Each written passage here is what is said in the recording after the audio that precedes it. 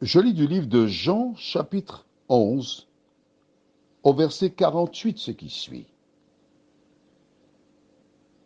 Si nous le laissons faire, tous croiront en lui, et les Romains viendront détruire et notre ville et notre nation. Prions. Notre Seigneur et notre Dieu, Jésus, la lumière du monde, est venu révéler, parler.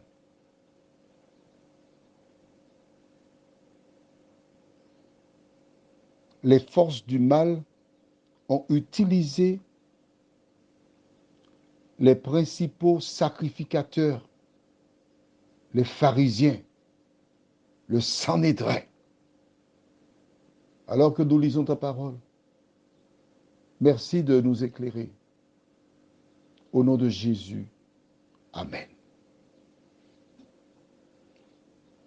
Pourquoi les principaux sacrificateurs et les pharisiens s'assemblèrent-ils? Quel était leur projet? Que cherchaient-ils? Quelle était la difficulté? Une seule chose. Leur préoccupation était tous croiront en lui. En clair, ils ne voulaient pas que le peuple croie en Jésus. Qui les animait? Dis-moi. Qui les poussait à combattre Jésus? Qui ne voulait pas que l'on connaisse Jésus? Qui voulait maintenir le peuple dans l'ignorance? Pourquoi il ne voulait pas qu'on croie en Jésus? As-tu la réponse? Tu réfléchis? Tu me diras tout à l'heure. D'accord. OK. Toujours dans ce même verset. Pour justifier leur projet diabolique, ils disent, tous croiront en lui. Alors, où est le problème? Et les Romains viendront détruire et notre ville et notre nation.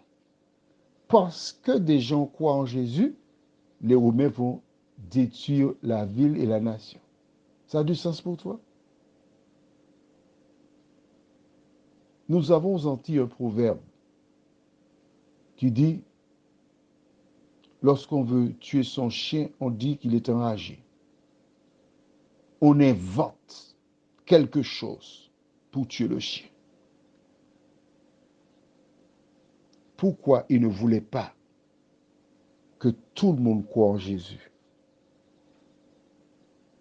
Cette philosophie, ce principe est encore d'actualité aujourd'hui, car celui qui les animait, c'est le diable. Il ne voulait pas que les gens croient en Jésus. Pourquoi?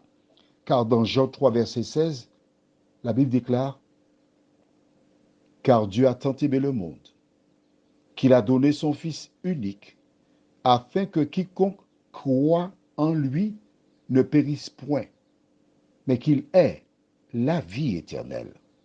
En voulant empêcher aux gens de croire en Jésus, il faisait l'œuvre du diable qui ne voulait pas qu'ils soient sauvés. Le même diable aujourd'hui utilise des associations, des structures qui sont spécialisées afin de te cacher la vérité. La vérité se trouve dans la parole de Dieu. Prions, notre Seigneur, des hommes qui avaient la connaissance des Écritures. Ils étaient les dépositaires des Écritures. Ils avaient les parchemins. Ils étaient mieux lotis que le peuple. Ils devaient être les premiers à reconnaître qui était Jésus, furent les premiers à le persécuter et chercher à anéantir son ministère. Grâce à ce récit, Seigneur, toutes les personnes qui sont sincères, qui ont déjà compris que l'ennemi utilise le même procédé, ces personnes savent qu'elles doivent faire confiance qu'à Jésus de Nazareth. Merci de continuer de nous éclairer, Seigneur, et de nous aider à croire en toi, nous t'en prions. Au nom de Jésus pour ta gloire éternelle. Amen. Je te souhaite une bonne journée.